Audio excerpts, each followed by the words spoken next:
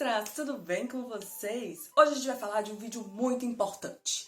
Esse vídeo precisa ser divulgado pro mundo. Então você já deixa seu like aqui, você vai compartilhar esse vídeo aqui, porque eu tenho certeza que você já leu um desses livros ou você já ouviu falar de um desses livros que foram panfletados completamente errados pra gente.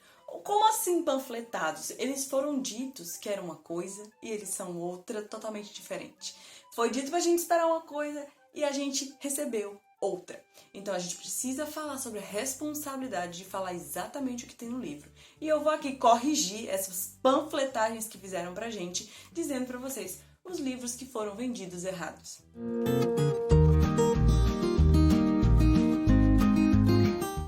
Precisar falar dessas coisas que foram panfletadas erradas, ou seja, coisas que criaram altas expectativas e que a gente, depois que lê, vê que não é bem assim. E eu vou começar já atacando o hate, porque às vezes a culpa é até da editora, mas às vezes a culpa é do leitor. Sim, Bookstam, a culpa é sua. A culpa é sua sim, porque teve gente que leu Corte de Névoa e Fúria por um lindo capítulo chamado capítulo 55. E nós precisamos falar sobre isso. Nós precisamos urgentemente falar sobre isso. Esse daqui é um livro mais 16, certo? Certo. Isso aqui é uma fantasia com o quê de romance, certo? Certo. Pois nós estamos aqui tranquilos fazendo a leitura de Corte de Névoa e Fúria, esperando ansiosamente chegar ao capítulo 55. E aí quando você vai ler o capítulo 55, você que já leu qualquer outra coisa, tipo mais 18, você fica... né? E aí? Pra quem não sabe, o capítulo 55 trata de um hot entre dois personagens. Acontece que esse hot é tão vendido, mas tão vendido, que a gente espera que vai ser o melhor hot da nossa vida. Tudo bem que montanhas tremem, mas não é, gente. A Sarah James, ela vai trabalhar muito mais hot lá em Acosf do que aqui. Então eu acho completamente errado as pessoas difundirem a palavra de Corte de Névoa e Fúria como se ele fosse um grande hot férico. Inclusive as pessoas chamam de pornô de fada, mas a gente sabe que não é assim depois que a gente lê. Tem muito conteúdo, tem muita coisa, os personagens são bem construídos. Tá bom que a Sarah às vezes esquece de construir os personagens.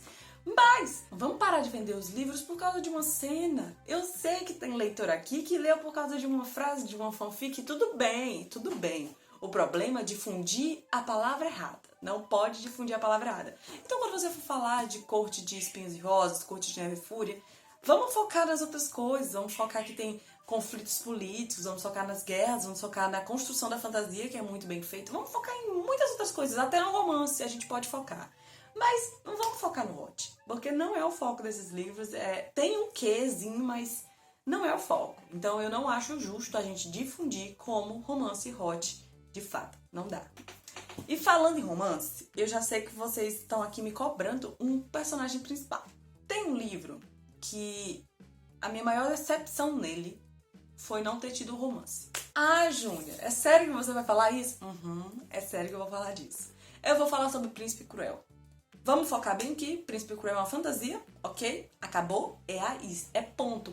Príncipe Cruel é uma fantasia. Engraçado que nós estamos só galera recorde, né? Príncipe Cruel é uma fantasia e ponto. Vocês parem de me inventar, porque eu fui ler Príncipe Cruel sabendo que tinha Judy Cardan e era um casal, um enemies to lovers e papapá. E quando eu fui ler Príncipe Cruel, cadê esse casal? Cadê? Não tem. Som de grilos. Simplesmente, gente, Príncipe Cruel, toda a trilogia, é uma fantasia boa. É uma fantasia mediana. Não é assim, a melhor fantasia que eu já li na minha vida. É uma fantasia boa. Ele com certeza teria notas maiores se eu não tivesse a expectativa do romance que inventaram que tem. Porque não tem. Não tem, gente. O Cardan faz muito mal. Gente, o príncipe é cruel. E vocês estão inventando coisa. O Cardan faz muito mal pra Judy. A Judy cresce sozinha. E ela é incrível. E vocês criam um romance onde não tem. Aí, provavelmente forçaram a autora a fazer um romance. Logo, nos próximos livros, a gente vai ver mais da aproximação deles. Que é muito imediata. É, tipo, muito instantânea. É muito do nada.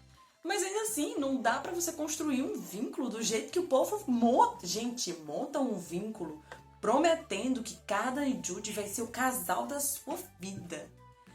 E eu vou dizer pra vocês, não entrem esperando o romance em Príncipe Cruel, porque esta merda não existe. Vocês esperem uma fantasia férica pra mais 14, eu acho. Então não esperem um romance, vocês esperem uma fantasia mais simples, Não é um universo assim, uau, que universo construído. Não, é bem óbvio. Eu acho que o processo político, principalmente do segundo livro, é muito bom. E parem de vender Príncipe Cruel como se fosse um romance, que ele não é um romance. Ele não é um romance, então por que vocês estão vendendo como se fosse um romance? E aproveitando que a gente tá aqui, sim, eu vou falar sobre Trono de Vidro. Porque é o seguinte, o problema de Trono de Vidro também são os leitores. E aqui eu me incluo porque eu também entrei nessa expectativa, tá? Eu li Trono de Vidro depois de ter lido Corte de Espinhos e Rosas, toda a saga de Corte de Espinhos e Rosas. E em Corte de Espinhos e Rosas, gente, a gente de fato tem romances criados ao longo do livro e a fantasia circula esses romances, ok? O que eu reclamei de Corte de Neve e Fúria é vender como hot, não é hot, é romance, ok? Ok. Superado esse ponto, eu venho falar sobre Trono de Vidro, por quê? Porque eu entrei esperando tanto romance quanto Corte de Espinhos e Rosas. E eu confesso que foi decepcionante. Foi decepcionante. Pra quem viu Desabafando de Trono de Vidro primeiro, eu não gostei do primeiro livro. Provavelmente agora, relendo, eu gostasse mais um pouco. Mas o grande problema foi a expectativa. Eu esperei que tivesse um romance. Eu não sabia com quem que ia acontecer. Tinha tanta gente, tanta possibilidade de romance acontecer aqui em Trono de Vidro.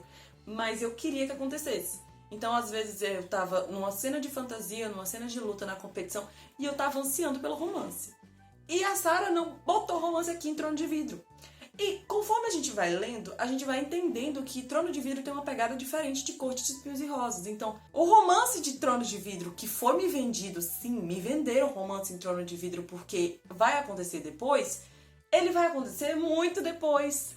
Muito. Por quê? Porque a mesma coisa. Eu sinto que a autora foi pressionada a botar romance, provavelmente foi depois de Corte de Espinhos e Rosas, e aí começaram a pressionar ela a botar romance, e de fato, aqui nos 3 últimos é onde mais tem romance. Tem muito romance, romance assim, até que não precisava naquele momento. Ela mete um romance. E aí você percebe a diferença brusca de escrita entre onde tinha romance e onde não tinha romance. Onde era o foco de fantasia e o foco de guerra, para um foco em que tem romance, entendeu? A gente sente essa diferença. E Trono de Vidro, minha decepção foi esperar romance. Não esperem romance no primeiro livro, tá? Vão aceitando o que vier pra vocês, mas não esperem. E como eu disse, algumas vezes a culpa é dos fãs. Por exemplo, nós. A culpa às vezes é nossa, porque a gente acaba muitas vezes falando só dos casais que acontecem nos livros e esquece de focar nas fantasias. E aí o povo foca que tem romance. Mas às vezes não. Às vezes a culpa é da editora. Às vezes a culpa é muito da editora. E o livro que eu vou falar pra vocês, a gente continua, galera Record? A gente continua, porque agora a gente vai falar de vergonha. Disgrace, que eu gosto muito desse nome, Disgrace. Vamos conversar. Tem 2 teorias, tá? A editora botou essa capa. Sim, vocês estão vendo essa capa. Quando você vê uma capa dessa, o que é que você imagina? Ah, vai ter vários hots, certo? Não, não dá certo. Não sei porquê. Os livros da Brittany Cherry são maravilhosos, são sempre trabalhados com drama. Tem sempre um pouquinho de hot, mas é muito mais pesado do que o povo que faz as capas da Brittany Cherry faz parecer. As capas da Brittany Cherry são péssimas, não tem nada a ver com os livros, nada. E Disgrace, menos ainda, menos ainda. A segunda teoria é que colocam essa capa porque as pessoas julgavam ele pela sua aparência, pela sua história, papapá, mas eu acho que isso é fanfic criada pelo leitor, tá? Isso aí é coisa que a gente cria pra se justificar. Mas, gente, esse livro tem tanta coisa, ele é tão profundo. Pra você jogar um homem sem camisa na capa, um homem que claramente isso aqui não é dele, gente, isso aqui não é dele. Então não tem porquê. Esse livro aqui é muito pesado emocionalmente pra eu me jogar um homem sem camisa na capa e toda vez que eu saio na rua, eu tenho que justificar que não é um hot. Tá bom que eu não preciso andar me justificando, mas não precisava dessa capa. Isso aqui é o livro, a prova que a gente não pode julgar o livro pela capa, porque realmente foi decepcionante essa capa aqui. Isso aqui foi decepcionante. Mas eu entrei porque eu já sabia, eu já conhecia a Brittany Cherry. Eu já sabia que não ia ser um hot, porque a Brittany Cherry, ela é um romance adulto bem mesclado, é uma coisa bem... Vou criar conceitos pra você entender porque que a sua vida é melhor do que a merda da vida dos personagens. Entendeu? É isso que a Brittany Cherry faz. Ela sempre trabalha amor e luto. E sempre, sempre, sempre. Todos os livros dela trabalham amor, luto e alguns pedaços de música. E aí a galera Record me meteu essa capa.